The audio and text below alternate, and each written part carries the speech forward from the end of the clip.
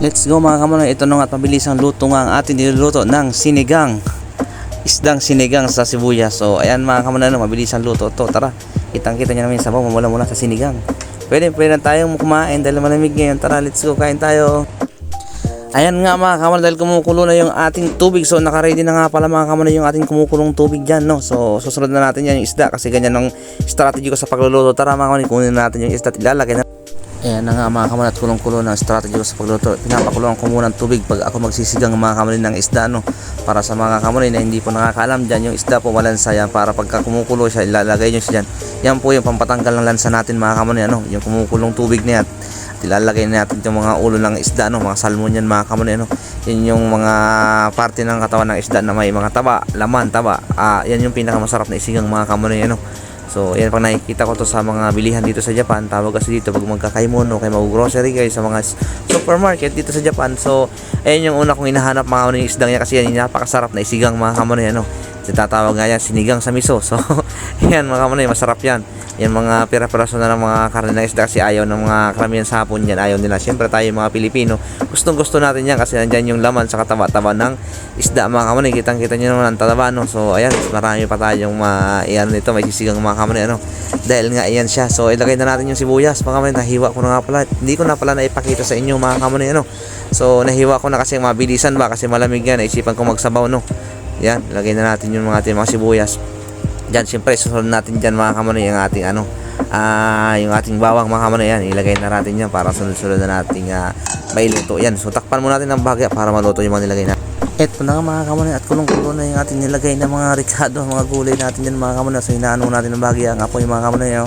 Ipakita natin yung masarap na mga matatabang isda mga kamonoy na hiniwa nila, no? So yan mga ritaso tawag dyan sa atin, no? Mga tinanggal lang nila yung mga laman-laman na pan-sushi mga kamonoy. So yan, lagyan natin 3 piraso sili yan mga kamonoy, no? Para isa ulit sa pampagana. Sa nga pala, green na nga pala yung sili niya kasi nalagay ko na sa freezer. So ilagay na natin itong ating gulay mga kamonoy. Wala akong gulay, no? Kaya lalagayan ko siya ng mga yan yung parang pack lang ng tawag dyan sa Pichay Baguio, no? Wala akong gulay kasi. So lagyan natin itong mga sibuyas, yung onion rings mga kamonoy, no? So yan lang yung malalagay nating gulay dyan, pero mas masarap sa sinigang yan mga kamonoy, no? So ayan yung ating gulay na dyan, no? May painit niya para dagdag sa pampalasa. Siyempre sundan na natin ang pamintayan mga kamonoy. Lagyan na natin ng pampalasa, no? Para pag tinakman natin, kapit na yung mga pampalasa dyan, no? Sa ating mga sinigang na ito. Lagyan natin ng asin mga kamonoy, no? Sundan natin yung asin dyan. Siyempre mas maraming sabaw. Dagdagan natin ng kaunting asin yan mga kamonoy, no?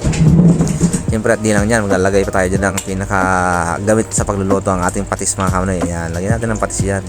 So ayan yung ating dyan, no? Yung lagayan, so sa ating lutuan, no? Yung mga sangkap, sundan nyo na lang mga kamonoy, ano? Lagyan natin siyempre ng pampa-magic. Ayan, lagyan natin ng kaunting magic yan. Sundan nyo na lang itong mga ingredients yan sa mga luto. Ayan naman, sunod naman yan. Siyempre lagyan ulit natin ng chili powder para magkulay-kulay mga kamonoy. May anghang din pero mahina.